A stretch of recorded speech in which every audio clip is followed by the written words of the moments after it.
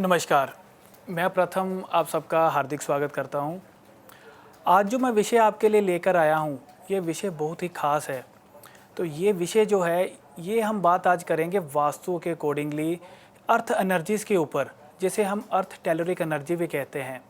अगर हम इसे सरल भाषा में देखें, तो सरल भाषा में हम इसे कहते हैं कि भूमि की ऊर्जा, यानी कि जिस जगह पर अगर हम अपना घर बनाते हैं, कोई प्लॉट खरीदते हैं, तब हम उसकी चार दीवारी का निर्माण करते हैं, तब उस जगह पर जो एनर्जी का फ्लो बनता है, तब हम उसे जो है वह भूमि की ऊर्जा कहते हैं, अर्थ टेलरिक एनर्जी कहते हैं। ये एनर्जी हमारे लिए कितनी पॉजिटिव है और कितनी नेगेटिव है, ये सारी चीज़ें जो है हम किसी इंस्ट्रूमेंट के द्वारा हम इसे नाप सकते हैं और हम ये चेक कर सकते हैं कि ये जो ऊर्जा है ये हमारे लिए कैसा प्रभाव देने वाली है। जो ये इंस्ट्रूमेंट है, इसे हम लीकर एंटीना कहते हैं, यानी कि इस एंटीना से हम ये जान सकते हैं कि उस घर की जो फ्रिक्वेंसी है वह हमारे लिए कितने % पॉजिटिव है या कितने % नेगेटिव है। मैं आपको ये अच्छी तरह से दिखाता हूँ। ये जो इंस्ट्रूमेंट है, इसमें ये जो स्केल है, ये हमें उस डिवाइन के साथ कनेक्ट होने में हेल्प करता है।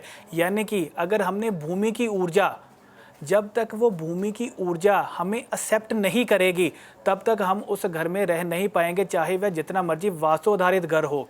इसी प्रकार ही अगर भूमि की ऊर्जा हमें एक्सेप्ट कर पाती है, तो वहाँ पे अगर वास्तु की कमी पेशी भी हो जाए, यानी कि अगर वहाँ पे 80% वास्तु भी अच्छा हो जाए, तब हम उस घर में रह पाते हैं, उस घर में तरक्की भी करते हैं। और जिस चीज़ के लिए हमने वह घर खरीदा है या घर लिया है जिस मंशा से, तो वह हमारी मंशा भी पूरी होती है।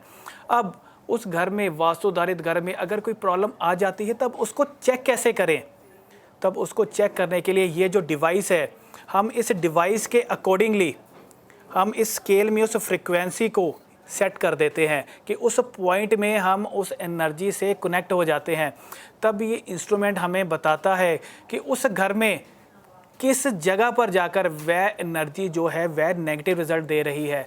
जब भी वो एनर्जी उस जगह पर जाकर नेगेटिव हो जाती है, तो ये इंस्ट्रूमेंट हमें वहाँ पर जाकर बता देता है कि ये एनर्जी यहाँ पर इतने % नेगेटिव है या इतने % पॉजिटिव है।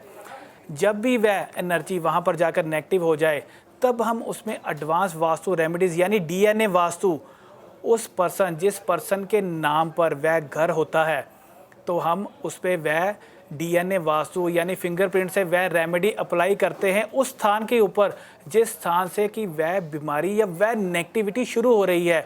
तो उसके अकॉर्डिंगली जब वह उसका इलाज हो जाता है, तब वह जो भूमि है वह उस पर्सन को एक्सेप्ट करना शुरू कर देती है, जिसकी वजह से वो जो घर है उसे पॉजिटिव रिज़ल्ट देना शुरू कर देता है।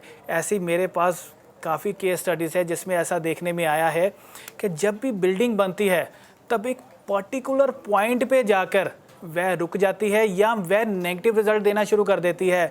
तो कई बार तो वह बिल्डिंग जो है वह कंप्लीट ही नहीं हो पाती। तो ये क्यों?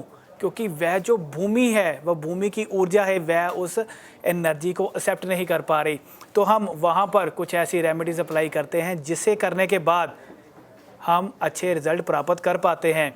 इसी तरह ही के उदाहरण के तौर पर बताना चाहूँगा, रत्न हर एक व्यक्ति पहनता है, आप भी पहनते होंगे, आप भी पहनते होंगे, परंतु क्या वो रत्न आपको कितने % सूट करता है, ये आपको कोई नहीं बताएगा। किस धातु में आपको वह रत्न क्या रिज़ल्ट देगा, ये भी आपको कोई नहीं बताएगा।